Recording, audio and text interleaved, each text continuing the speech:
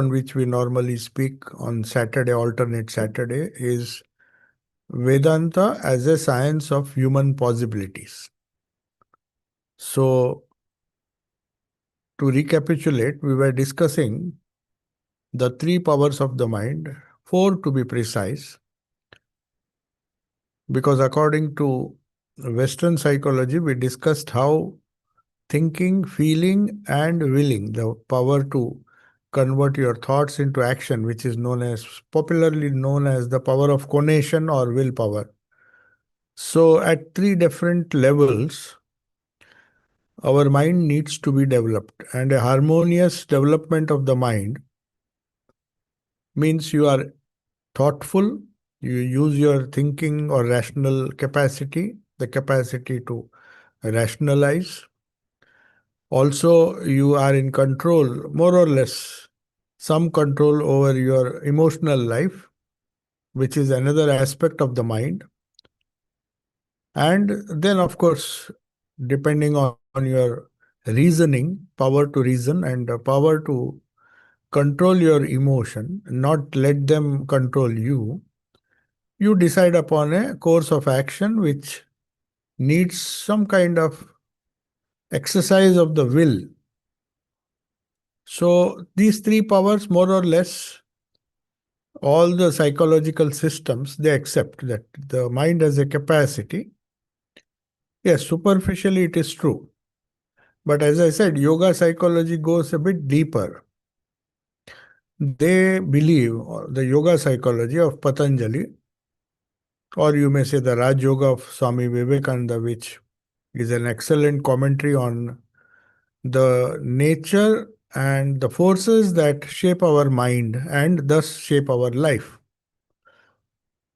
So, this book, according to this book, there is a fourth faculty of the mind which is very important and which is more fundamental than the other three. We need the other three faculties of the mind that is, the power to think, rationalize, then the power to feel or control our feelings and direct them towards a positive, direct them in a positive direction so that the negative emotions do not create havoc in our life.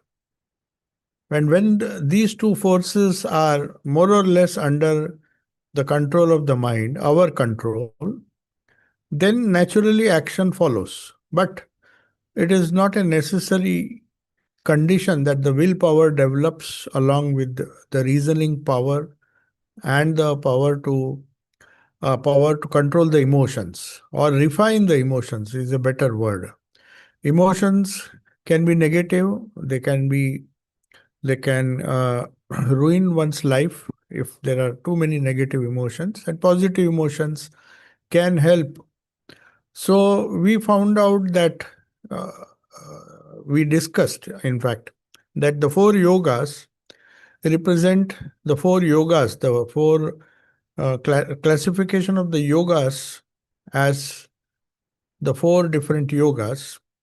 Each one deals with one faculty of the mind. The capacity to reason is broadly termed by a yoga known as Jnana Yoga, which is what the Upanishads or the Vedanta teaches us. But they say that is not enough.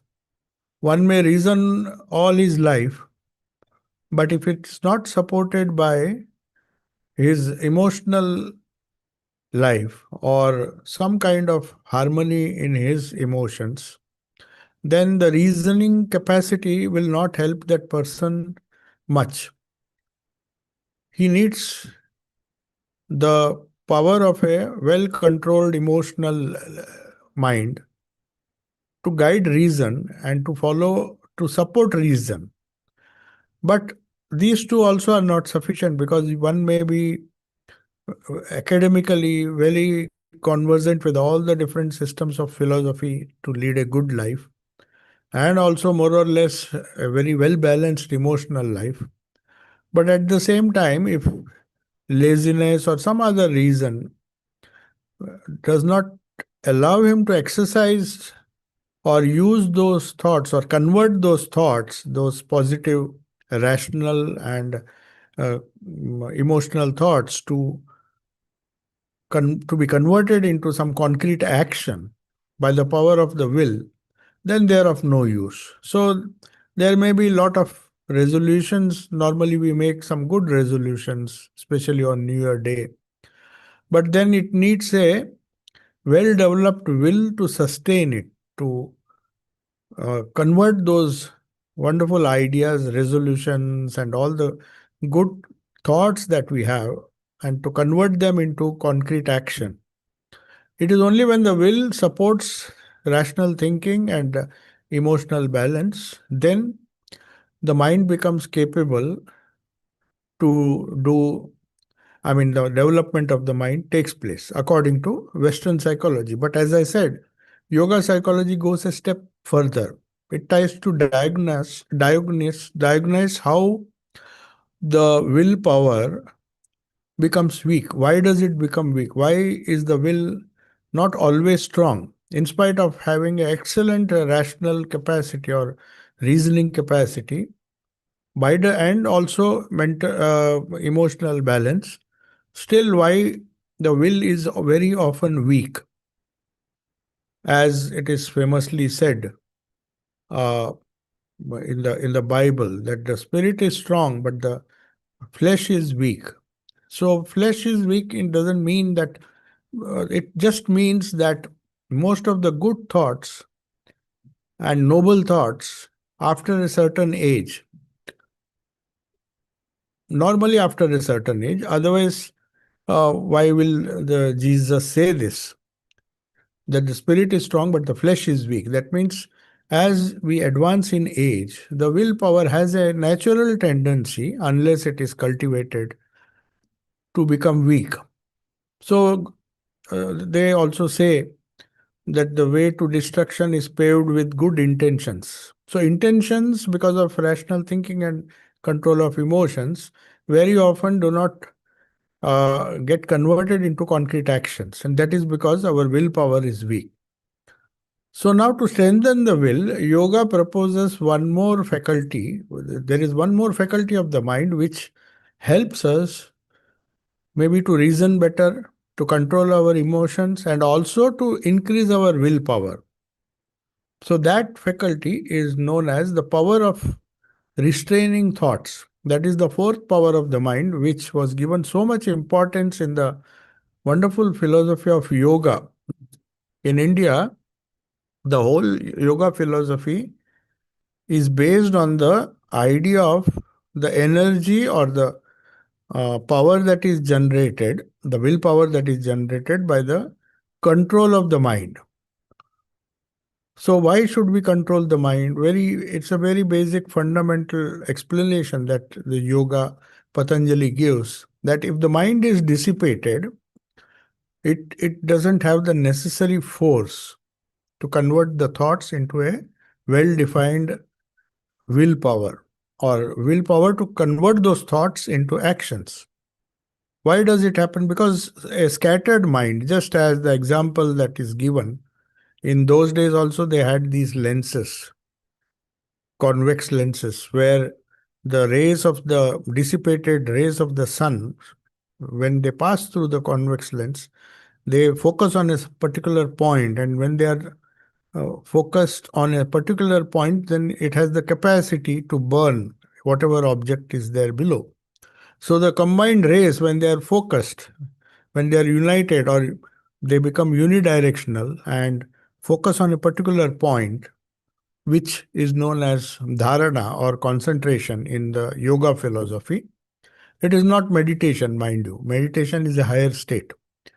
What normally passes off as meditation is nothing but dharana, which is also known as concentration.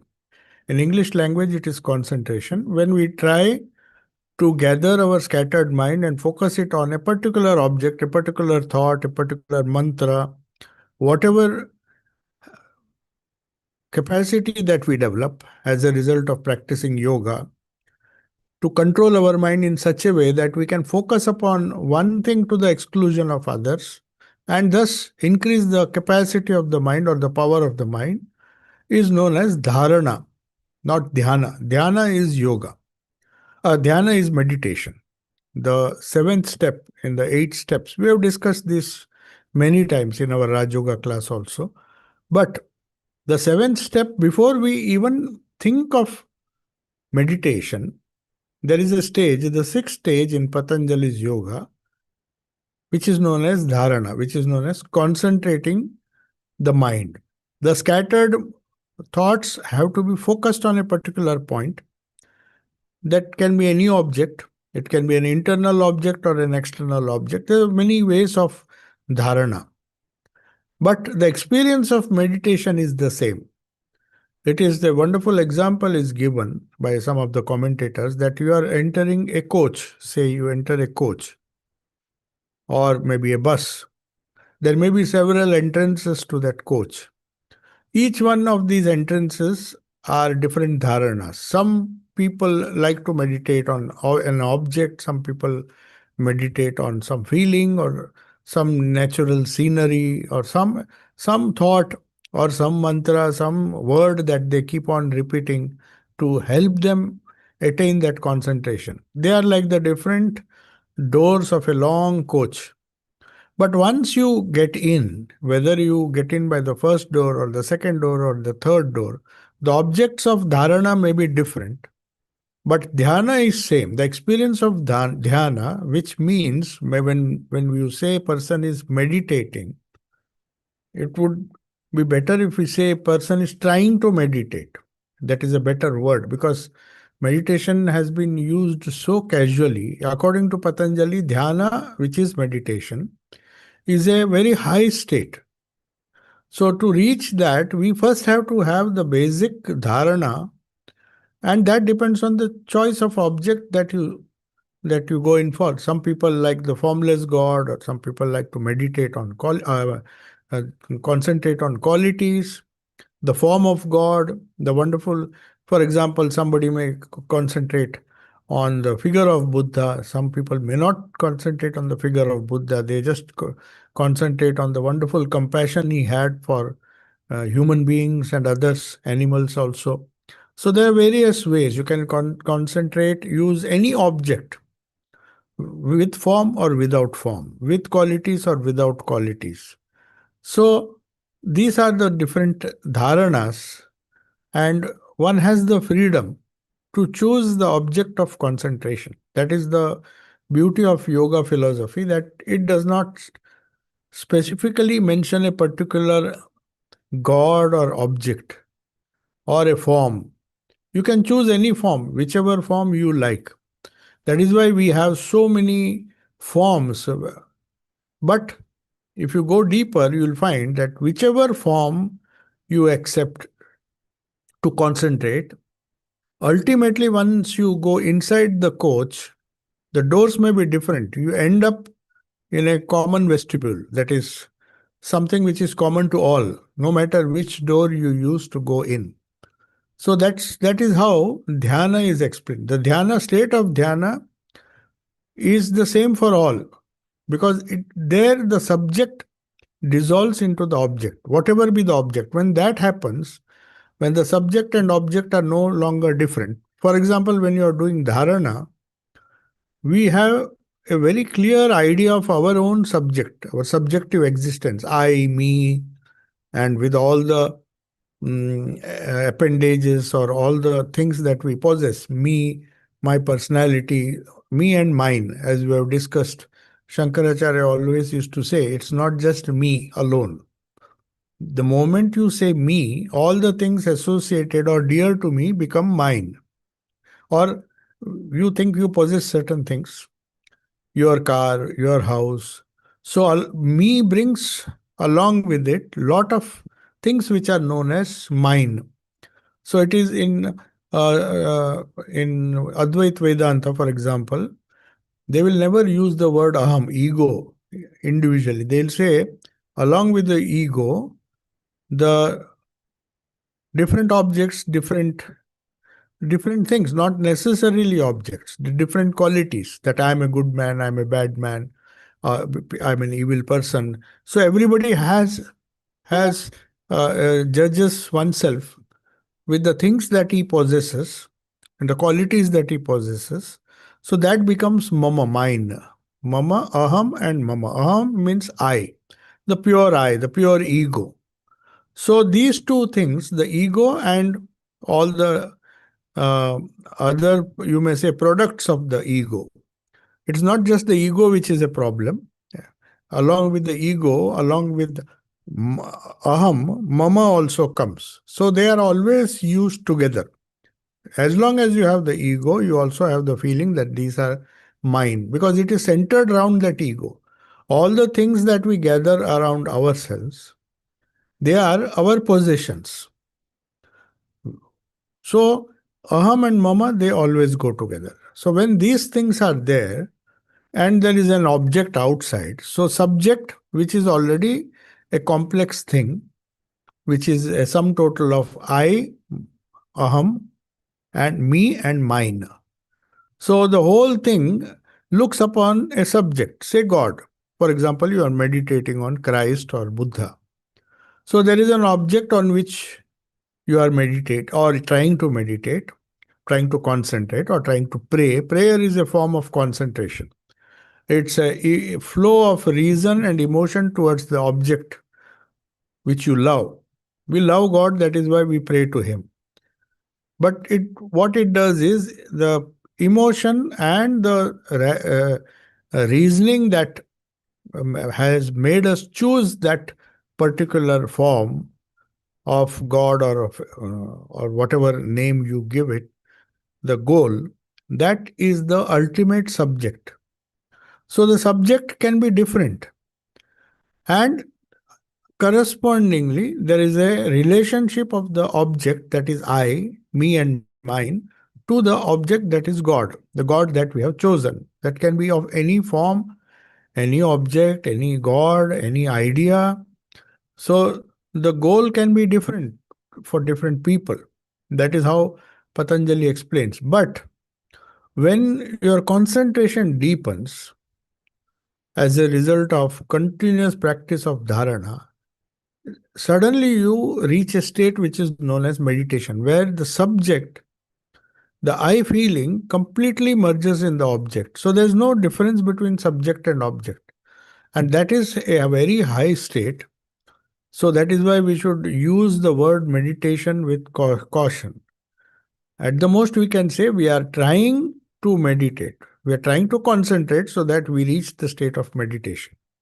So that's the idea. So, this fourth power of the mind, why I'm mentioning this is according to yoga psychology, it says it is this fourth power which makes the other three relevant. You may be very academically very clear about your goal, that is Jnana Yoga. You may go on reading books, one book after another, and be very well informed and know everything that is worth knowing about spirituality or religion. You may also have a deep devotion or deep emotional attachment to the things that you believe in. But but those things do not reflect in our actions because of lack of willpower. And that willpower, which is the third faculty of the mind, can be strengthened only by the fourth yoga. The third yoga is known as karma yoga. According to Vedanta, it is karma yoga because karma yoga helps us to strengthen our will. So that is why they say that whenever we get a good thought, it's better to just practice it, immediately practice it, so that it doesn't, they do not, these ideas do not remain frozen in our mind. The different books that we read, whatever little, that's why in Rajoga Swami Vivekananda has warned us, don't just uh, indiscriminately go on reading books. You get a feeling that you have plenty of knowledge which will be worthless to you unless the emotions are attached to that, and also the willpower, so that all the thoughts, maybe you have gathered five thoughts, it is better to practice or convert those into actions, those five thoughts, very simple thoughts, and because that will be more productive.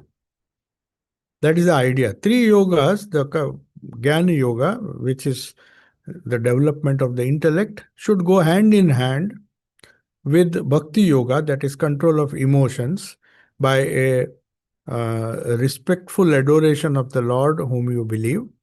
If it is an incarnation or a prophet or a saint, then it becomes easy. Otherwise, you can also mention, also meditate or concentrate on certain qualities. For example, some people meditate on the compassion of Buddha. They may not meditate on the form of Buddha, but that quality which has endeared them to Buddha helps them to focus or become compassionate. So, in the process, they focus the emotion and the thoughts, they all help them to, at some stage, convert those noble thoughts into actions. And for that, you need the willpower. And to develop that willpower, Patanjali says you have to practice what is known as dhyana. Practice dhyana. Not the state of dhyana is very high, as I said. But passing through the different stages, dhyana is the seventh stage in the eight step science of the mind, which is known as yoga or Raj Yoga. Swami Vivekananda called it Raj Yoga because these 8 steps, starting with yama, niyama, asana, uh, because for the modern world, 90% of the people think asana is yoga. In fact, asana is just a very rudiment, it's like kindergarten of yoga. Asanas are only to keep your mind, body steady so that your health and your body condition permits you to focus your mind. It just sthiram sukham asanam.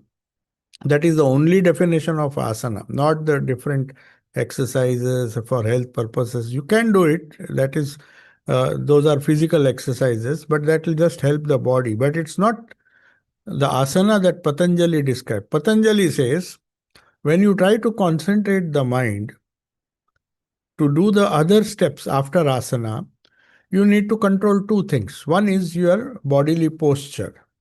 Sthiram means a steady posture. If you keep on moving, then you cannot focus your mind.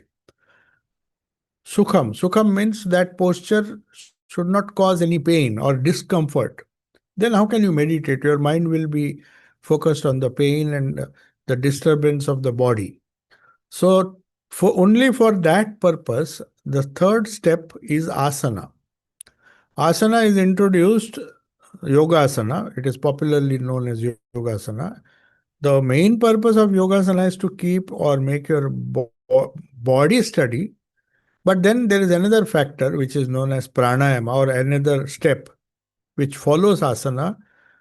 The the different forces of your which control your body. According to Vedanta and also according to yoga, there are 5 pranas. But let us not go into a discussion. We have discussed them so many times. But one obvious prana, force that runs our body, is the breath. And being the most easy to control, because you can't control the other forces like beating of the heart. There are so many autonomous forces that are helpful or that are responsible for keep maintaining health or maintaining some kind of balance in our body. That these forces, any disruption in the 5 pranas, whatever it may be health, it may be digestion, it may be circulation, blood pressure, so many things are all classified under pranas. So apart from the 4 pranas, the prana that is known as breath, because breath is also a force, life force. It is a force that helps us to breathe and control so many other actions. So, but because the breath is more or less easy to control, because you are breathing and you are conscious, you may not be able to stop or increase or decrease the other forces. Other pranas are not so easy to control. But since they are connected to each other, by controlling breath, you control the other pranas. So that is the main reason. Pranayama is also not just some technique to improve your health. Though it, as a byproduct, it may uh, improve the condition of your body, just as asana improves the condition, circulation, everything changes if you breathe deeply, if you breathe in a very rhythmic way. So pranayama, which is the fourth step, helps not only our the way we think, rational thinking, feeling also, the how we feel and how we can convert our positive feelings into concrete action. It strengthens the will also. So all the steps which lead to pratyahara and dharana, which are the stages, the two important stages before meditation, help us to think properly, reason properly, because to reason properly, you need a steady life, a quiet life, which can be in which asana helps us. So if you are running around all the time and keeping yourself busy without any reason, then yoga is not for such people. In the beginning of Raj Yoga, Swamiji says, at least some time you have to find out throughout the day where you can give some time to yourself. It is known as solitude, but solitude helps, though it is not sufficient. For some people, even solitude can be painful because they have not learned the art of, they think it is some kind of loneliness. So, solitude helps. It helps asana, it helps pranayama, because when you are more or less thinking of higher things, trying to control the mind, you need the support of your body. Then only the willpower is developed. So, according to Patanjali, now we'll see whatever thoughts, feelings, desires, memories, imaginations that are normally part of our conscious mind.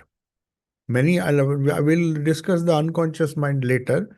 That is the very important topic because our conscious mind, they say, is the tip of an iceberg. If an iceberg, if you have noticed, only 1/10 of the iceberg is visible. So our conscious thoughts are like the tip of the iceberg.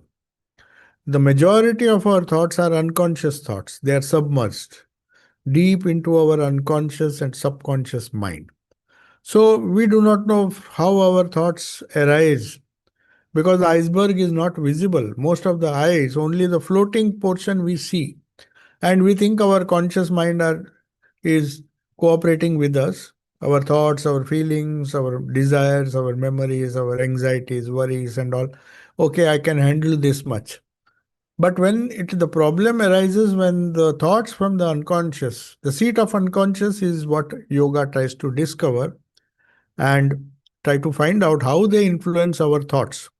So, very strange to say, when you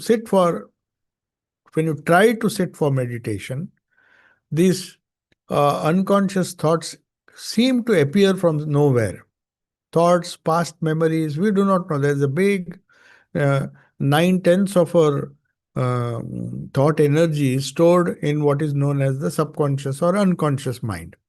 So they appear, sometimes they disappear if if you are meditating or if you are praying, they don't get a chance to appear, or maybe they are destroyed at source. But there is a vast, as I told you, only 1/10 is at the surface, which you can control. But there are 9/10 of the almost of the hidden thoughts, memories. They are known as samskaras, the inherent tendencies or impressions caused by past actions, past thoughts, past deeds of several lives.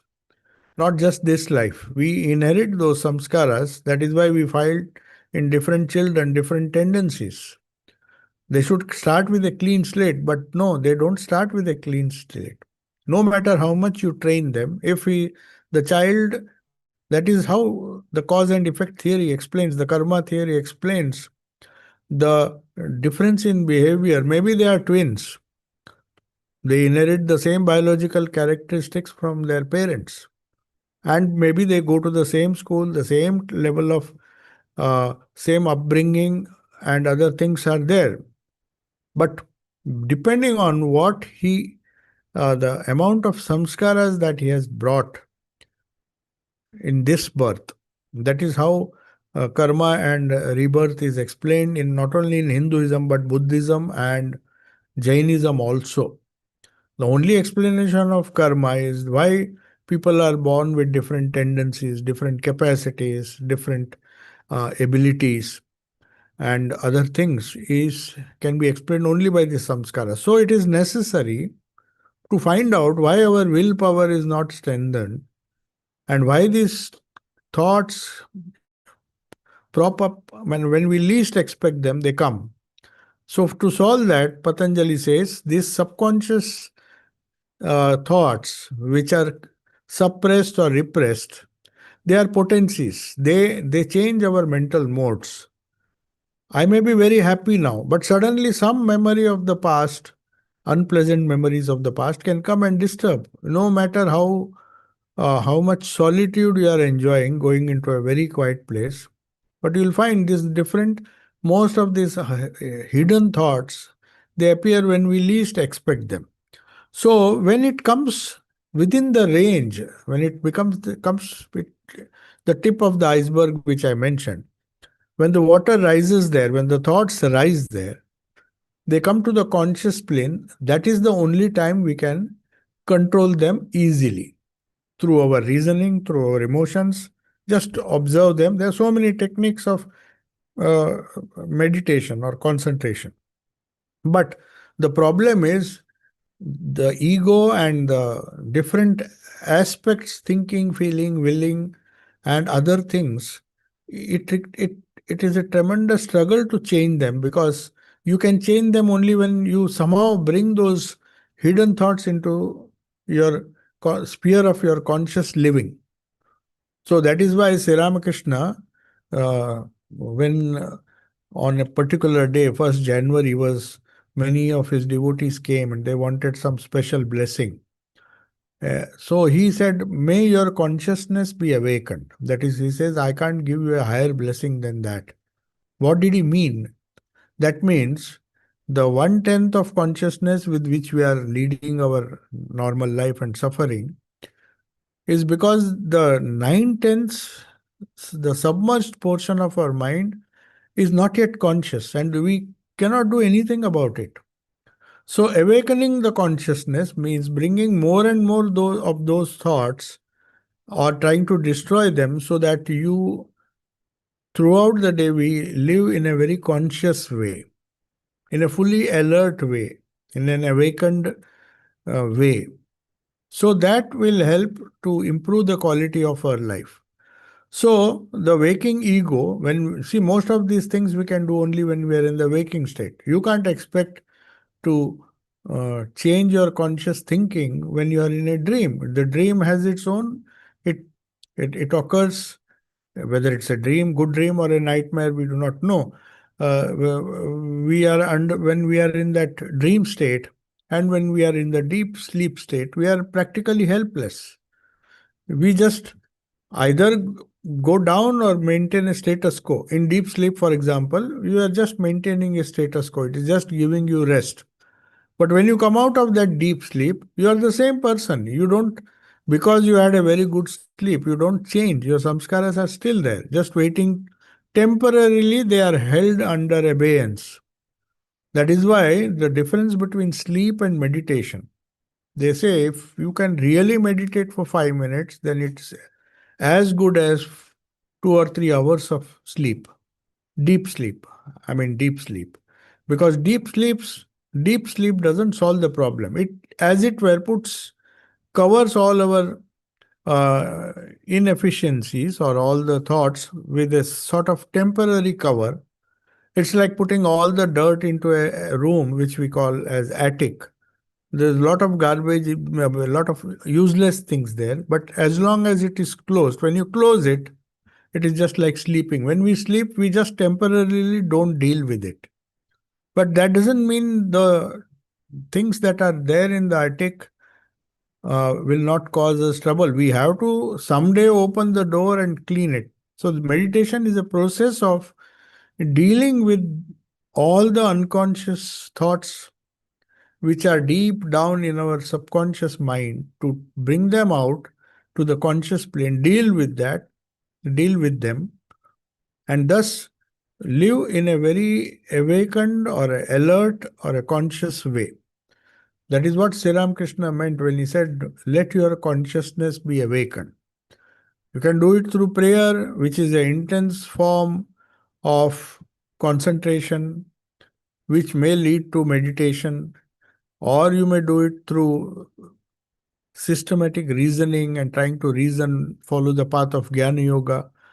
But the path of emotion is known as Bhakti Yoga. So for many people, that is easy because it is to handle our emotions and just direct them towards God is much more easier than think deeply and rationally. Rational thinking is very difficult. But at the same time, Swami Vivekananda says, unless emotions are guided by proper reasoning, your willpower will not develop, and also supported by concentration. So, the waking, whatever we do in the waking state, that results in our karma. So, they leave some what is known as samskaras, which are translated as indelible impressions. So, an example is given when a wave passes over sand and when it goes back into the sea, it leaves some kind of impression on the sand, surface of the sand. It is not flat. The depends on how strong the wave was. So it leaves some impression. So also waves of thoughts, they leave deep impressions. And each of these impressions give rise to what is known as karma. Karma means our future actions. They are dictated by our past actions. Past actions have left an impression, and our present actions and our future actions will be determined by what we did in the past. So, what is under our control? The present actions. If we want to change the future, the way we behave in the future, the way we act in the future, then we have to, depending on what we have inherited, we do spiritual practice in such a way, do yoga in such a way that they can nullify the influence of those uh, inherent tendencies or impressions which are deep down, which we may not have an inkling of. We don't even know what is there because it's far vast and too vast and deep.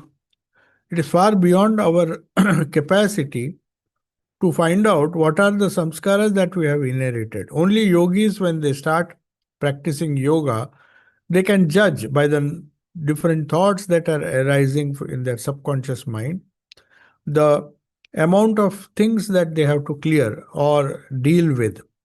So that is why it not only our bodily activities, but every thought that we think, every word that we speak, everything, all our sensory, whatever we see, whatever we hear, whatever we smell, whatever we eat, everything, whether it deals with body, mind, or any of the organs or just eyes, the influence is going to remain permanently.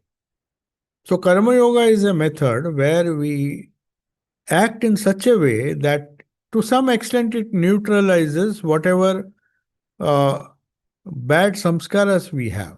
The only way, according to Vedanta, that we can change our past karma is to by do good karma. The other way that is there, which is a very powerful method, is the idea of practicing Raj Yoga or the yoga of meditation, which normally is preceded by a concentrated effort to direct thoughts in one particular direction. It acts like a flush, when there is a lot of dirt, you have a jet of water or air, whatever it is.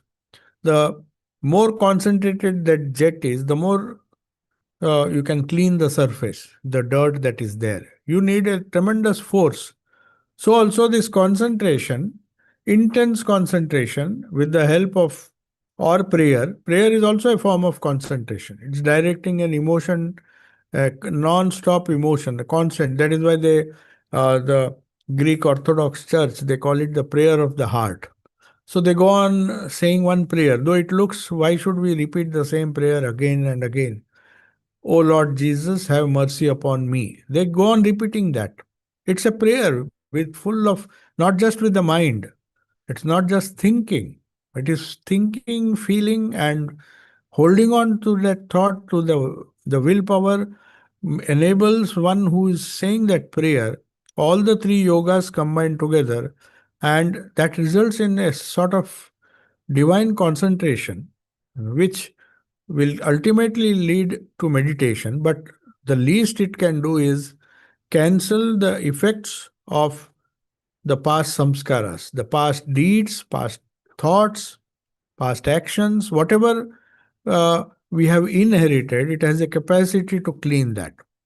So, karma yoga, that is why they prescribe karma yoga, because there the will also is necessary. It is not to have only good intentions, because good intentions, good feelings for others, of course, that is a fundamental thing. If it is followed by good actions, then all the three forces go together, and then the action starts. So, the impressions that are accumulated by us, by our present actions, they are accumulated in the same subconscious plane, which is a hotbed of all your past actions. Many of them might have been good. I'm not saying the subconscious is always full of bad impressions or evil actions, because we might have done a lot of good work. That's why we reap the benefit. If we are born, that is why it would be wrong to say that God is partial. Why has He created some people happy, some people nice? It's their own samskaras. It's a very wonderful science, the science of human possibility. That is why we call this discussion Vedanta as a science of human possibilities. What are the possibilities of a child, of a grown up person? All these possibilities depend on his own karma of the past. Of course, God's grace is necessary, because otherwise we will not have the intent to change our life.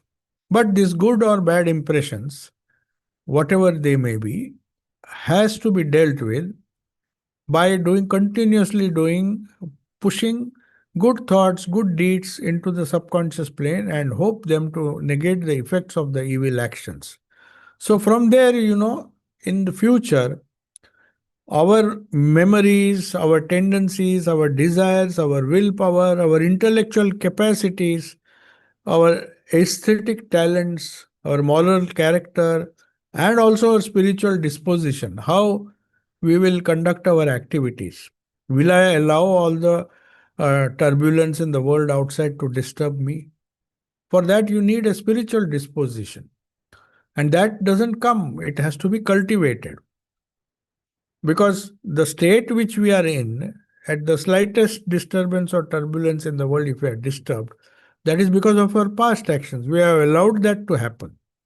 So now, when you start as developing a spiritual disposition by practicing these different techniques, which are designed in such a way that all the forces, dark forces which may be there, we don't even have to bother about what was there, what have we inherited, because it cannot be undone. It is there. We have to deal it. Nobody will uh, deal it for us.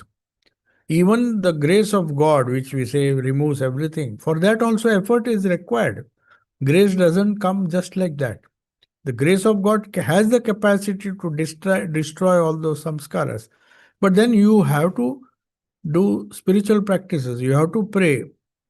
So many modern psychologists also, like Alexis Carrel, he speaks. He has written a wonderful book, though he's a doctor by profession and also a psychologist also. So he writes the wonderful effect. As a science, he shows how prayer has helped, because he was basically a Christian, where prayer is given more importance than meditation and other things. Prayer is a sort of meditation, it leads to meditation, but he extensively studied the effect of prayer on the health of the mind. And he says it is a wonderful psychological tool to solve our problems.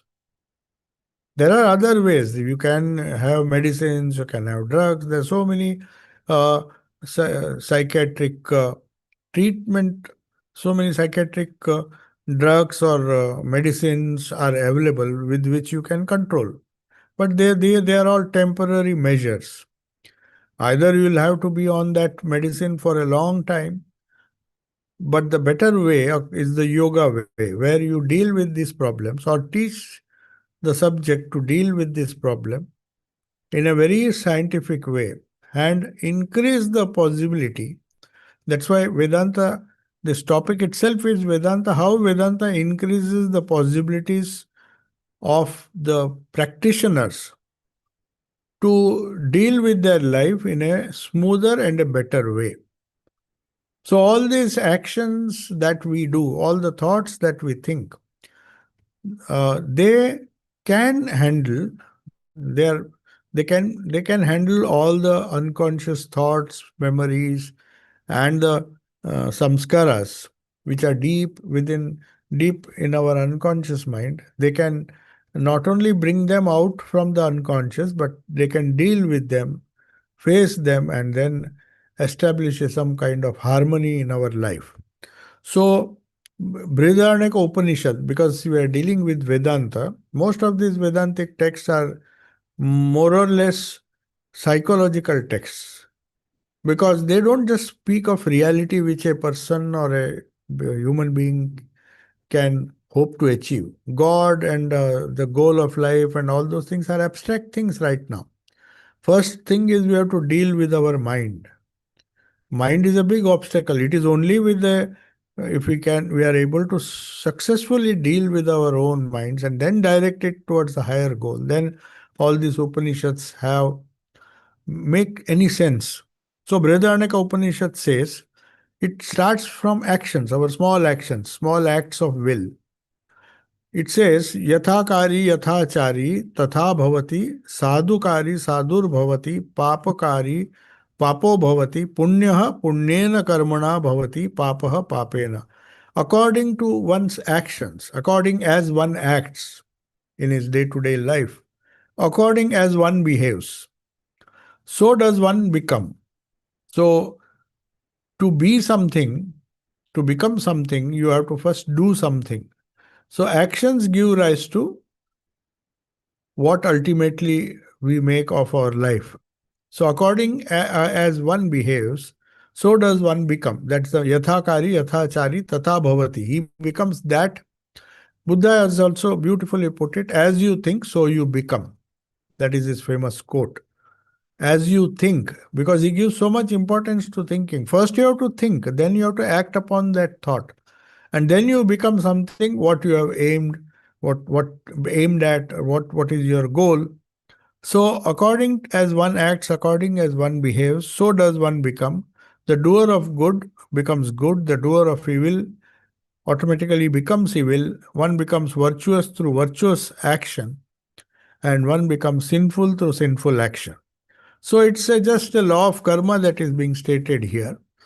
The impressions that we in Upanishads, the impressions that we have stored in our unconscious mind are broadly classified into two categories. One is punya and papa. These are Sanskrit words. Punya means merit. The merit that we have accumulated as a result of our good actions is punya. Papa means the all the evil actions will obviously have its consequences. They will have their consequences.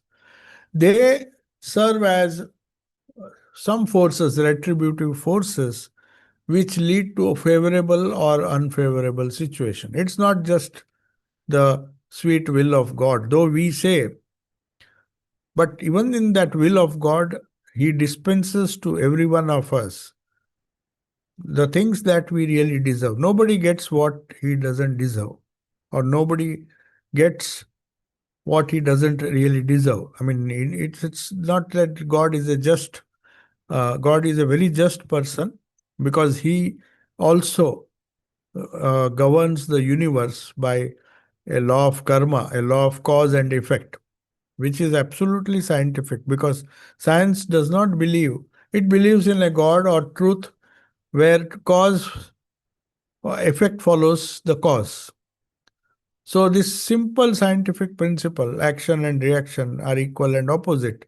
So you can't expect an unequal action or unequal reaction to a particular action. So favorable or unfavorable, that the choice is ours, and favorable or unfavorable situation also will depend on the action. So whatever a person, but here you have to remember in the law of karma that the impressions immediately do not fructify. Like you strike a ball in the physical universe, you see, of course, sometimes you strike a ball, after a long time it reaches its destination. Sometimes there might be obstacles, so the path may change. Many things may happen. So the impressions may not, they may appear that whatever we have done or whatever actions we do, for some time we may be very, it may be a very comforting thought that in spite of doing all these things, I did not have to suffer the consequences of that, so I got away with it. But that's a wrong idea. Nobody gets away with, according to this law of karma, sooner or later. Even our good actions, sometimes good actions, people do good actions and they are disappointed because they don't get the results immediately. So that depends on a lot of factors. So the Vedanta says it is our actions, the present actions, that is the only control we have over our destiny, or even the past actions. We don't have to cry over spilt milk. We don't have to cry that, oh, I should not have done this, I should not have. Whatever is done is done. Now we have to focus on the future. So to focus that, you have to change things in the present. So our own actions eliminate those old samskaras, they diminish it at least, or augment them, or increase their capacity, whatever it does. In this great drama of life, we are not alone. That we have to remember. Because my karma will depend on others' karma as well. Because our past karma, you were not alone when you did the karma. There were several interactions. So they have to play out. So it's a very, very difficult to understand mm, the way karma acts. That is why in the Bhagavad Gita, Sri Krishna tells Arjuna, Gahana karmano gati. It is very difficult to understand this law of causation because it's very complex. It does not involve just two people or three people. It influences the entire world. The whole creation is impacted. So it affects animals, it affects the environment, it affects our health, our body, others' bodies who have suffered. So it's not just a simple 1 plus 1 is equal to 2. It doesn't, it's not as precise as we find in some of the physical sciences where you can predict, or mathematics. Everything is predictable. Neither it is like statistics where nothing is predictable. You can just guess, make an intelligent guess is what is likely to happen based on all the statistics or data that you have. So our law of karma is difficult. It is neither like statistics nor like mathematics.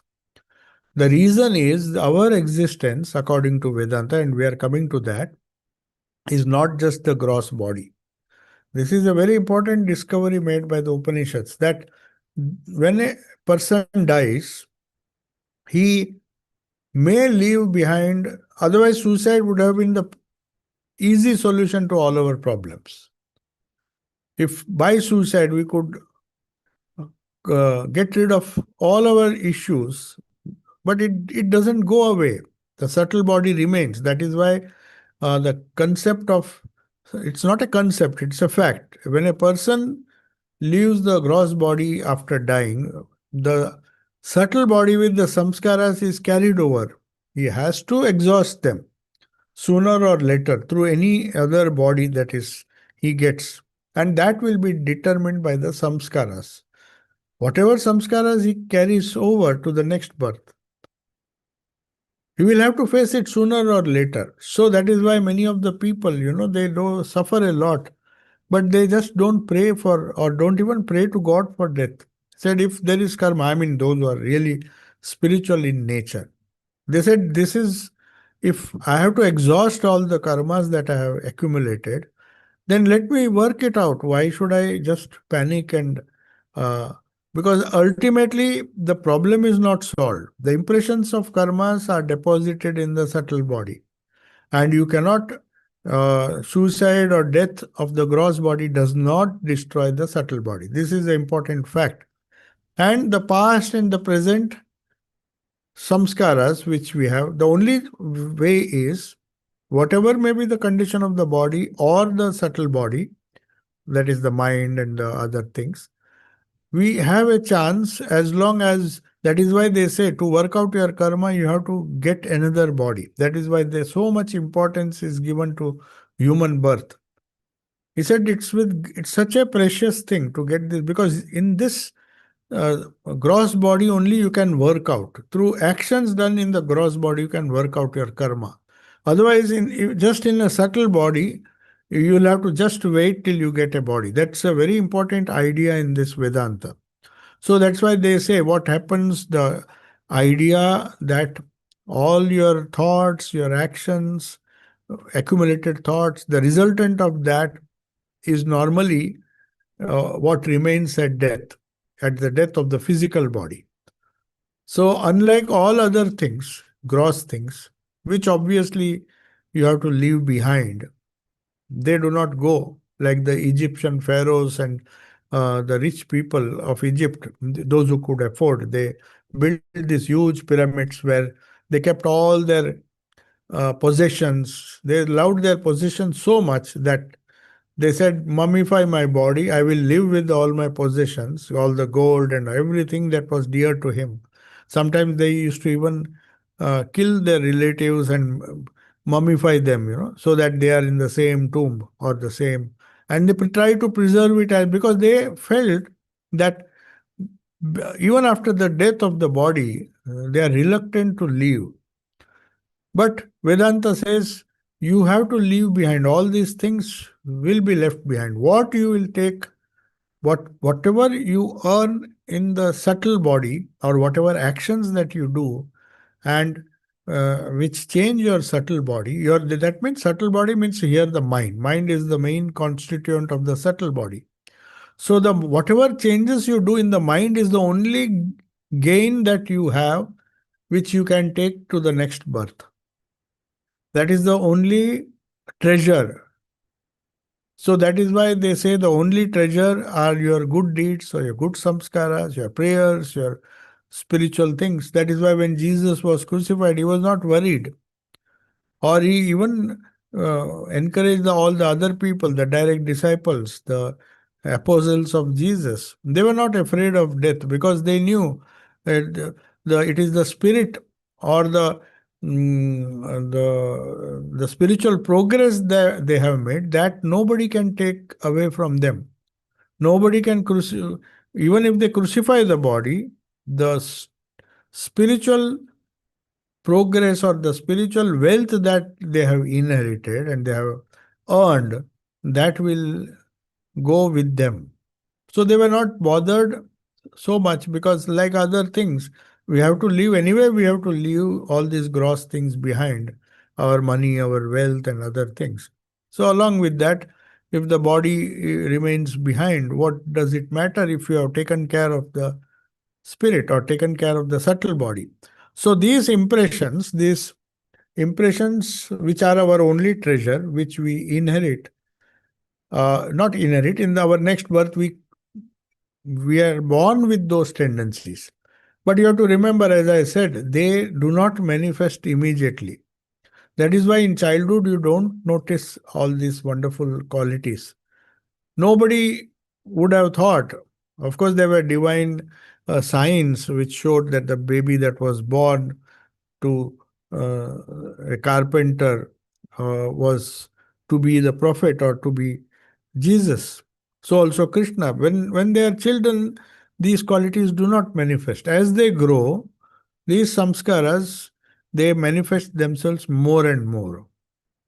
So it is not that as soon as the child is born with good samskaras, immediately inherits or he expresses those wonderful qualities. It takes time. The situation, the surroundings, they help manifest those things slowly. They are they are unfolded slowly, you can say. The wonderful spiritual qualities are unfolded as the child grows, and then all the old karmas they will come either to his help, or it may, if he has done a lot of evil actions, it will cause misery. No matter how much care and education, good education, everything might have been given to that child. But if he's born with a huge backlog of evil actions and evil karmas, evil samskaras, he will gravitate towards those evil actions. That is why they say Duryodhana and the five Pandavas, the Kauravas and Pandavas had the same teacher, the same kind of education. They were, in fact, brought up together. They were all so close to each other. But you see how they fought such a terrible war. The same brother, they had the same teacher. Dronacharya taught Yudhishthira, he taught Arjuna, he taught all the five Pandavas, he taught the Kauravas. Not that he was partial or he taught only good things to. It was the same education they got. But it is their karma which makes them do all the evil actions. Are there any questions? Yeah. Huh? Pranam Swami, doesn't the willpower at present depend on our past karma? Does the willpower? Doesn't our willpower depend on at present depend on past karma? Yes. If the will of doing good karma or karma yoga can be obstructed, Yes. can Can be hampered or obstructed. Yes, yes, yes. Hmm. we get a will to do good karma by grace? Even to become spiritual, we need grace. Yeah, the question is, I'm repeating the question that was asked somebody on Zoom. Three questions in one. First part I'll answer. You read the first question? The first, I got it, I got it. Yeah, the idea, the questioner has asked, one of the questions, the first question is, if our actions today or the willpower that we are trying to develop to convert our good thoughts and emotions into actions, are they not determined by the past karma? Yes, that is a very important question, because then everything becomes a free will, or whether it is a free will or it is a destiny. So it is something in between. Sri Ramakrishna gave a wonderful example. You see, you cannot say it is entirely God's will or destiny, nor can you say it is just your free will. You are free to a certain extent. To the extent your conscious mind allows you to do good actions, you are free. The It is such a difficult problem that when Swami Vivekananda, because that is a question which Western philosophy discusses a lot, whether the will is free, human will is free, or whether it is a part of God's plan, which scientists will not accept. They will say we don't need a God to, it is just destiny. They will call it destiny. Okay, is the free will a truth or the destiny that decides? So it is both. Now, very difficult to understand this. So Sri Ramakrishna gave a wonderful example. He says there was a cow, and the owner of that cow, tied it with a, say, 10 feet rope to a pillar or something. And he had enough freedom within the radius of 10 meters to eat all the grass that he could. So he went on eating, the cow went on eating. And finally, when the entire grass was eaten, when there was hardly any grass left, it started uh, calling, and the owner came and then released the rope by, say, few more meters, so that it can eat fresh grass, which was beyond that uh, limit which the rope forced it to eat. Say 10 meters, it went to 15. So similarly, he says, free will is like you can do certain actions, based on your past karma. But the will to act, what to do, what not to do, that thing is a part of our, part of the freedom that we are allowed. If we do it properly, that is, if the master will see, the owner will see that it has eaten all the grass. Otherwise, it will tell, I have already given you 10 feet of, uh, 10 feet of area. That is the circumference, the radius is 10 feet. You can eat whatever. Once you finish that, then I'll see whether I can increase the length. So it's a very tactful way of telling that unless you exhaust all your options, then the will, you have to exercise, keep on exercising the will. You cannot do beyond a certain limit. The rope will not allow you to go beyond 13. But the way these things, the law of karma works is, if you really deserve, if you have really exhausted all the options, then destiny or God or whatever word you may use allows you some more freedom. So that is the first answer to the first question. Second part is, Karma, karma yoga can be obstructed by past yes, yes, yes. The desire to good, can it be obstructed by the past karma? Obviously. That is why you see, uh, there is another story, but we don't have much time. Sri Ramakrishna used to say that in Gita also, there is a beautiful verse where Sri Krishna says, many hear, some of them take it seriously, and some of them, only a few act upon them. Out of thousands who hear, first of all, out of thousands who, there are many who do not even get a chance to hear of these great truths. Even by some chance, if they hear, there will be very few. Krishna is telling Arjuna, why it is so rare for a person to become spiritual? Because out of thousands who get a chance, among millions, only thousands get a chance to hear. Out of thousands, only a few take it seriously, and out of that few, only some reach the goal. So it is so difficult. So when chances come, when one once, that is why Sri Ramakrishna said, the highest blessing I can give you is, let your consciousness be awakened. When your consciousness, you can't teach a sleeping person. If a person is fully awake, you can instruct him, you can tell him what to do. But he is half asleep, or if he is dreaming, then you can't tell him. Even if you tell him, it is of no use. So, similarly, if one does not make use of the opportunities that that person has, then you cannot blame everything to the past karma. God definitely, destiny gives us so many opportunities.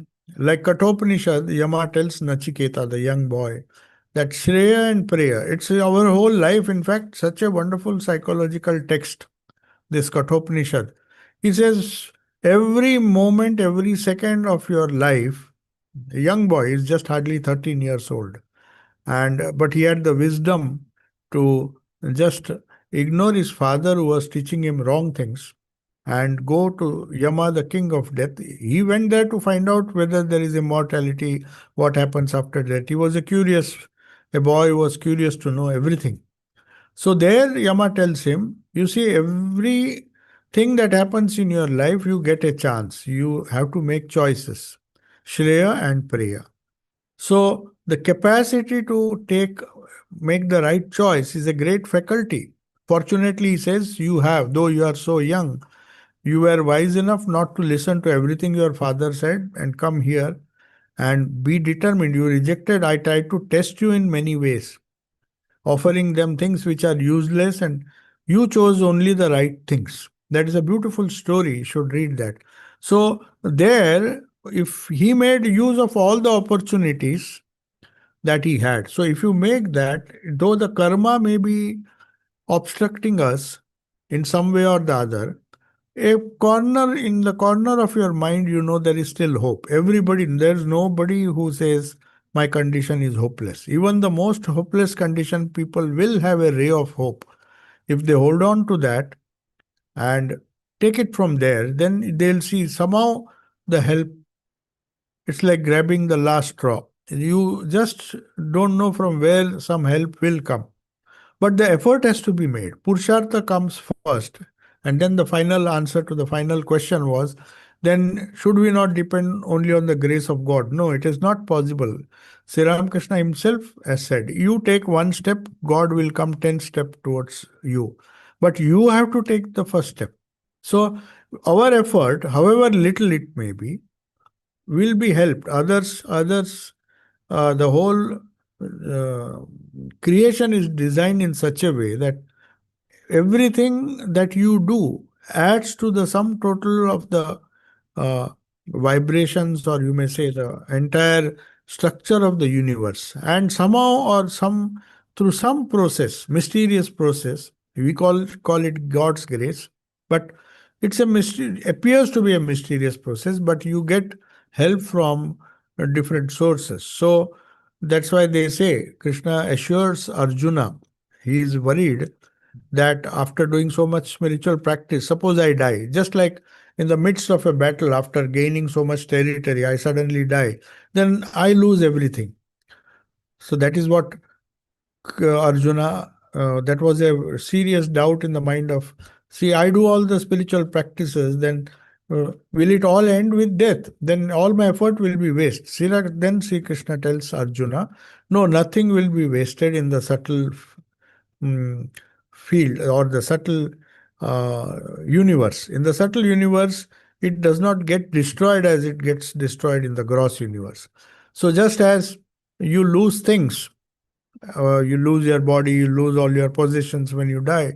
These things are, Krishna assures him, he said, these will be taken over, they will follow you after death. So that is the great secret which Yama, the king of death, tells Nachiketa, the young boy. He says, "Do just go on doing, make the right choices as you have done. Do it always. There are two things that will come to you every moment of your life. One is Shreya and Preya. Shreya means that which is really good for you. And another thing is prayer, which may not be good, but it is pleasant. It is more pleasant than the good. So very often people following the path of least resistance, or not. That's not a correct idea, but we follow prayer because it gives us immediate pleasure, immediate. But we don't ponder to think whether it's really good for us.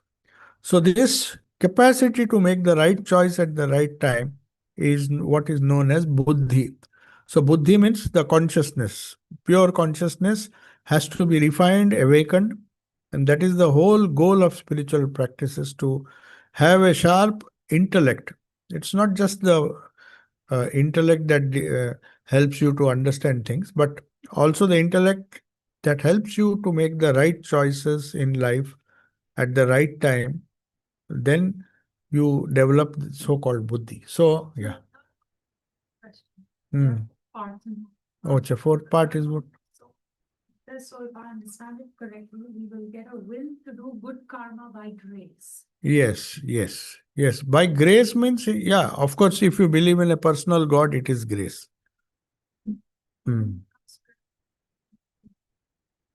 Exactly. So the idea of grace is, if you have the idea of a personal God or some creator of the universe who guides or who controls the actions. Yeah, if you call it grace, it is. I would rather say, or a rational person, a scientific person would simply say, because I invested in that, I got the returns. They would not attribute. In fact, Swami Vivekananda himself said in London once, he uh, he got something or some nice thing, and one old lady came and told him. He was, of course, joking, but there is some sense in what he said. He said, see, it is all grace of God. She had the habit of saying everything grace of God. He said, Madam, I cooked this dinner, and because I worked very hard, the dinner is so nice, and even for that you are saying it's the grace of God. So you do all the hard work, and why should I give the credit to God? So a rational person will not call it grace, but if a devotee, for example, a person who feels everything, but then you have to attribute the bad actions also, the bad things that happen to you, also the grace of God. True devotee, in fact, does not distinguish between, he has so much hopes and faith in the Lord he believes in. So for him, everything is grace. Even if things don't happen according to his wishes, he said maybe it's Lord's wish. That is the ultimate state. Yeah. So in a way, it is true. Yeah. Doing sadhana, Hmm. in between, like we will come out of thoughts related to work or thoughts related to family. These thoughts is going to disturb. Yeah. So actually, in order to reduce that kind of thoughts, what is If you can. Reduce means some basic minimum, you see, which one has to be practical. Since you are married, you have responsibilities. You can't reduce beyond a certain thing. Unnecessary things you can reduce. That choice you have to make. What is good, what is bad. You cannot ignore. You can't say that I have married, but like Hajra. sadhana? Yeah, for sadhana only I'm telling. For sadhana only, even if you get little time for sadhana, but since the responsibility is also a part of the choice that you made, maybe whether it's right or wrong, I'm not saying, but if you have made a choice, you have to stick to it. So you have to stick to it and see how you can balance both. But they are not separate. Actually, if you consider, if you act properly, you're looking after the family or anything that you do is an extension. It's like a karma yoga if you do in a detached way. You have to do it, but do it in a detached way. Then it becomes part of your sadhana. Don't create compartments that from morning till this time I am spiritual, then I become worldly, then again I become spiritual. It's not like that. You should not compartmentalize. Even that is a part of God's will, isn't it? To look after the children. At least avoid this while doing. Avoid useless things you can avoid. That depends on your wisdom. How much of you, how much is really necessary, how much you should get involved, and how much that choice is yours. Everybody has to make one's own choice. If you say some people may feel 1 hour sitting, just 1 hour solitude is not enough. They want more, depending on their personality. For some, 5 minutes itself is a great thing. If you ask them to sit for more than 5 minutes, they will feel restless. They have to do something. That kind of restlessness has to be avoided. They just don't know what to do. Then, okay, we'll do something or we'll go here, go there, something else. Even for sitting for 1 hour sadhana, Hmm. that time how to avoid these thoughts, at least for. Oh, thoughts. You're talking of thoughts or thoughts? It's simple compared to action because if some bell rings or something, then you have to attend to it. Thoughts, that is your own. You have created it, so you can easily control it. You just keep on repeating. See, if your own thoughts disturb you, there are no external forces or external people.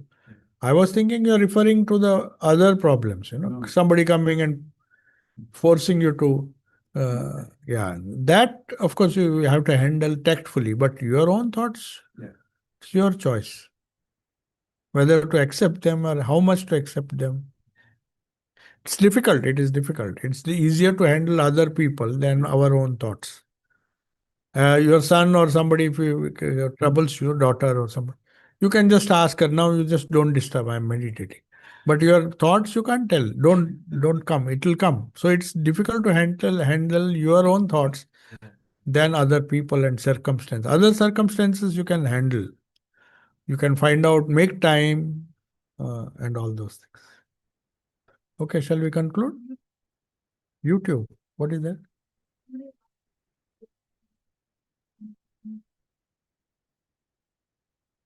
They walk or exist among humans. Deities. Which deities? Deities that are mentioned. Oh, deities. See the Hindu. Yes, yes. The question is Hindu. I mean, especially in Hindu religion, I think this question. But there are angels in other religions also. Shaitan is there. Satan is there. So we normally have a tendency to attribute all our good actions and bad actions to some of the evil forces, evil spirits. There are hundreds of explanations given, but it's all in the mind. In Hindu philosophy, they for a common man, for example, they will say that these are the different forces that may influence your thinking. So you pray to this God. It's just a way of telling these people how to handle your own minds. So these different techniques, though they may appear to be a bit superstitious, if they serve their purpose, it is good.